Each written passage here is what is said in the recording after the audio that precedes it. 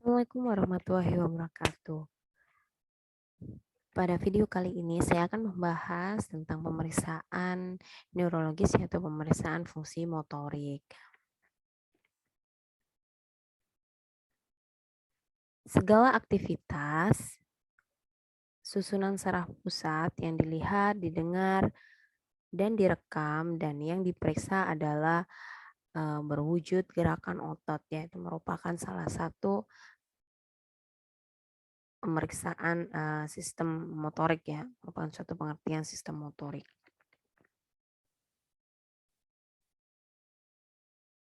Di mana otot-otot skeletal dan neuron-neuron yang menyusun dari susunan neuromuskular volunteer adalah sistem yang mengurus dan sekaligus melaksanakan gerakan yang dikendalikan oleh kemauan. Sebagian besar manifestasi dari kelainan saraf bermanifestasi dalam gangguan gerakan otot. Manifestasi objektif inilah yang merupakan bukti nyata adanya suatu kelainan atau penyakit. Penyusun penggerak neuromuskular ya, di mana secara anatomis sistem yang menyusun pergerakan neuromuskular tersebut terdiri atas unsur saraf yang terdiri dari upper motor neuron ya atau neuron tingkat atas, kemudian lower motor neuron ya atau neuron tingkat bawah. Kemudian unsur otot yang merupakan pelaksana dari corak gerakan yang terdiri dari alat penghubung antara saraf dan juga unsur otot motor end plate. Dan juga otot atau muscle. Gaya saraf yang disalurkan melalui lintasan neuronal adalah potensial aksi yang sejak dulu dijuluki impuls dan tidak lain berarti suatu pesan. Dan impuls yang disampaikan tersebut menghasilkan gerakan otot yang ketika kita sebut ya atau sering kita sebut yaitu impuls motorik.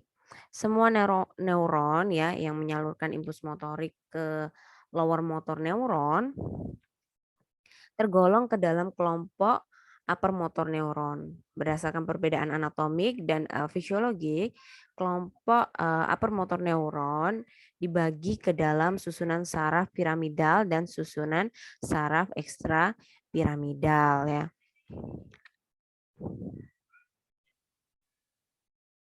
Pada sindrom upper motor neuron, pada sindrom upper motor neuron ini dijumpai jika terdapat kerusakan pada sistem saraf piramidal dan memiliki gejala biasanya berupa kelumpuhan, hipertoni, hiperrefleks, dan klonus, serta juga dapat ditemukan adanya suatu refleks yang patologis. Sementara pada sindrom lower motor neuron didapatkan jika adanya kerusakan pada neuron motorik ya atau neuroaksis neuron motorik misalnya pada saraf spinal, plexus, saraf perifer, mioneural junction ya dan juga otot. Dan biasanya gejalanya juga hampir sama yaitu berupa kelumpuhan. Tapi untuk pada lower motor neuron selain kelumpuhan juga mengalami atoni ya, atrofi dan juga arefleksia. Kelumpuhan ini bukan merupakan suatu gejala yang harus ada ya pada setiap gangguan gerakan. Jadi pada gangguan gerak oleh kelainan di sistem ekstrapiramidal ya dan juga cerebellar di mana kelumpuhan ini biasanya tidak akan kita temui ya. Karena biasanya pada pasien dengan gangguan ekstrapiramidal ya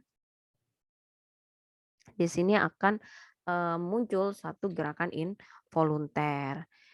Jadi, kemudian untuk teknik pemeriksaannya yaitu lakukan pemeriksaan sistem motorik sebaiknya dilakukan dengan urutan tertentu ya untuk menjamin dari kelengkapan dan juga ketelitian dari pemeriksaan sistem motorik itu sendiri ya.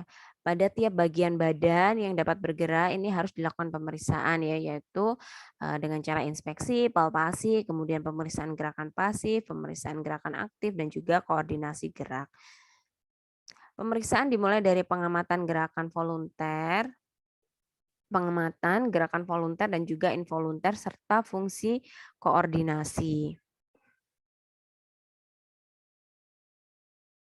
Kita mulai yang pertama dulu, yaitu pengamatan, di mana kita bisa melakukan pengamatan, yaitu dari gaya berjalan atau tingkah laku pasien ya, di mana seperti kita ketahui bahwasanya dalam proses berjalan ya atau fase berjalan, di mana terbagi menjadi 2 fase, yaitu ada fase menapa ya sebesar 60% itu merupakan fase menapa dan sisanya merupakan fase mengayun ya. Jadi kalau kita lihat pada gambar ini ya,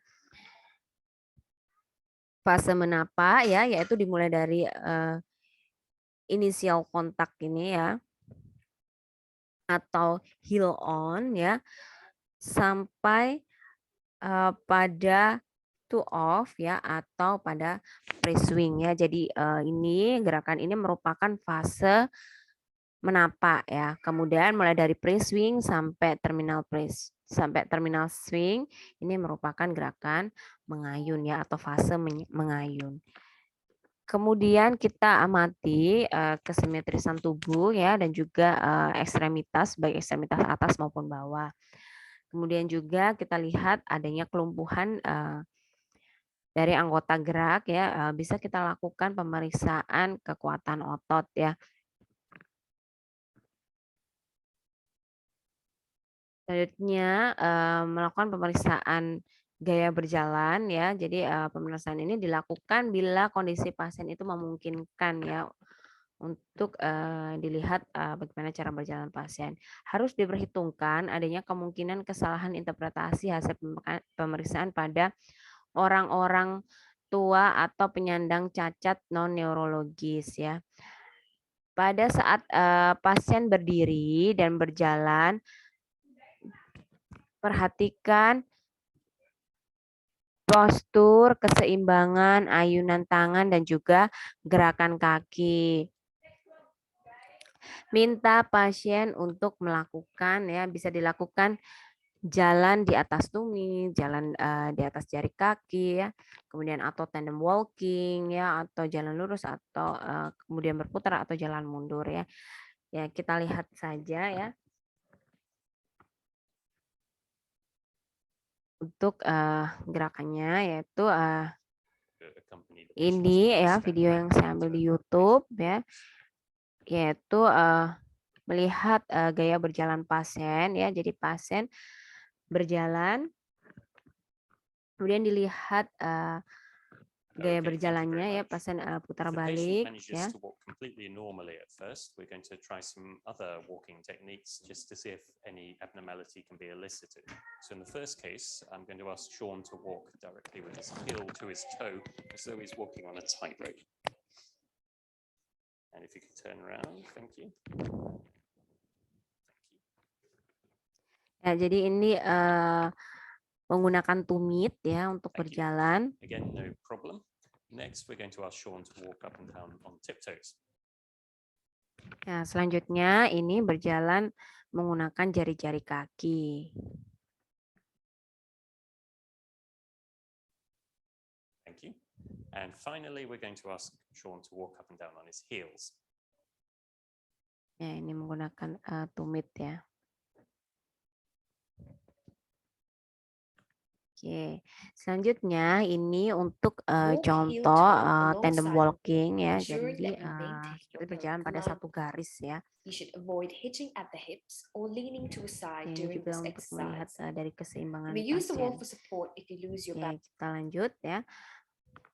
Dalam pemeriksaan gaya berjalan ya kita bisa minta pasien berjalan sejauh kurang lebih 2 meter dan berjalan kembali ke tempat semula. Kita observasi dan kita tentukan dari gaya berjalan pasien.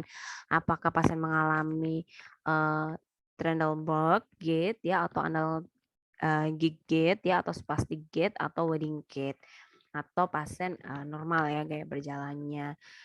Jadi di mana, pasien dikatakan normal tadi ya, yaitu, eee, tegak ya dalam berjalan kurang lebih 62% ya, telapak kaki kontak dengan tanah atau lantai ya, dan juga mengayun ya kurang lebih 38%, kaki melayang di udara ke arah maju ya.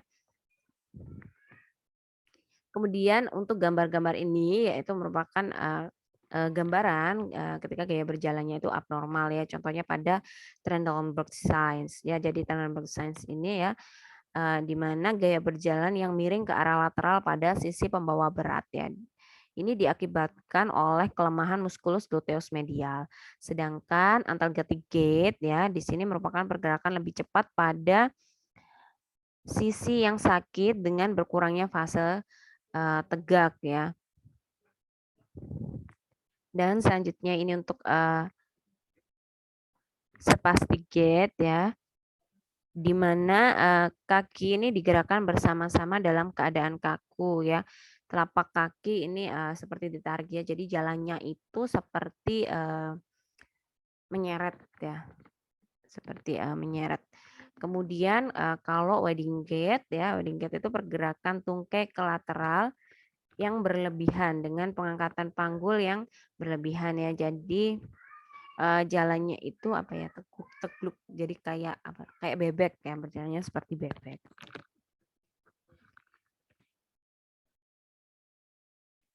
Kemudian, yang kedua yaitu, menilai dengan gerakan volunteer ya. Di mana, pada sistem ekstrapiramidal ya, terdapat impuls ekstrapiramidal yang di mana dia akan, yang ditimbulkan oleh korteks motorik ya, melalui, berbagai pengolahan ya dari komponen, ganglia basalis dan, cerebellum. Ini akan kembali lagi ke korteks piramidal dan ekstrapiramidal, di mana impuls piramidal ini dia akan membangkitkan suatu gerakan volunteer ya. Sedangkan impuls ekstrapiramidal ini akan membangkitkan gerakan sekutu ya yang melengkapi dari gerakan volunteer ya. Jadi gerakan sekutu itu maksudnya misalnya begini, berjalan ya. Jadi berjalan itu gerakan volunteer ya dari impuls piramidal. Kemudian ketika kita berjalan kan otomatis biasanya tangan itu akan ikut mengayun ya. Itu merupakan hasil dari impuls ekstrapiramidal ya yang membangkitkan suatu gerakan sekutu yaitu secara apa tidak sadar tangan itu ikut mengayun. Pada gerakan volunteer yang diperiksa adalah gerakan pasien atas permintaan dari pemeriksanya ya. Jadi gerakannya ini diminta oleh pemeriksanya seperti mengangkat kedua tangan pada sendi bahu ya pada gambar ini. Kemudian fleksi dan ekstensi artericulus cubiti ya. Jadi menekuk siku ya dan juga meluruskan siku, kemudian mengepal dan membuka jari-jari tangan, mengangkat kedua tungkai pada sendi panggul ya jadi lurus 90 derajat ya. Kemudian mengangkat memfleksikan dan ekstensi articulus genu ya apa namanya menekuk dan meluruskan pada sendi lutut ya, kemudian juga plantar fleksi dan dorsifleksi pada kaki dan gerakan jari-jari kaki ya. Ini merupakan cara pemeriksaan dari gerakan volunteer.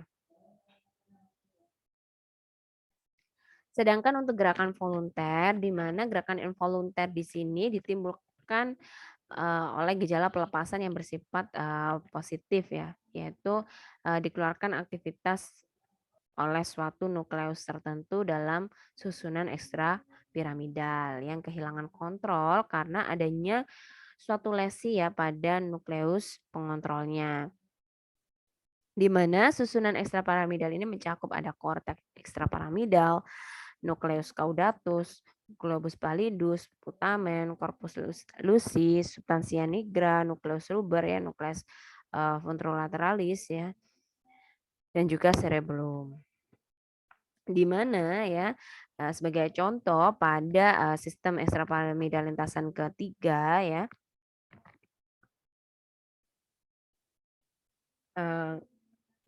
mengalami kerusakan ya pada area 4S dan area 8 yaitu pada nukleus caudatus di mana globulus pallidus dan nukleus ventrolateral thalamus ini ya, kemudian akan berlanjut ke korteks piramidal dan korteks ekstrapiramidal ya. Ini yang dimana dia berfungsi untuk menghindisi ya. Namun karena adanya suatu kerusakan di nukleus caudatus dan juga globus pallidus ini ya di area 4S dan juga area 8 yang tidak terkendali ya sehingga akan menimbulkan suatu gerakan involunter ya Korea Korea dan atetosis ya. Contohnya ya kerusakan itu tadi atau menimbulkan suatu gerakan yaitu timbulnya tremor saat istirahat dan juga tremor saat bergerak ya. Biasanya gerakan involunter ya, atau gangguan ekstrapiramidal ini pada pasien Parkinson ya, dia akan menimbulkan suatu gerakan involunter ya. Jadi mengalami tremor baik pada saat istirahat maupun pada saat bergerak. Selanjutnya yaitu pemeriksaan fungsi koordinasi, di mana pemeriksaan fungsi koordinasi di sini yaitu untuk menilai aktivitas cerebellum ya. Di mana cerebellum ini juga kan merupakan pusat yang paling penting ya untuk mengintegrasi dari aktivitas motorik dan juga kortek ya, basal ganglia, vertebral apparatus dan juga corda spinalis. Lesi dari organ akhir sensorik dan juga lintasan-lintasan yang mengirimkan informasi ke cerebellum serta lesi pada cerebellum ini bisa mengakibatkan suatu gangguan koordinasi ya atau menimbulkan suatu tanda cerebral.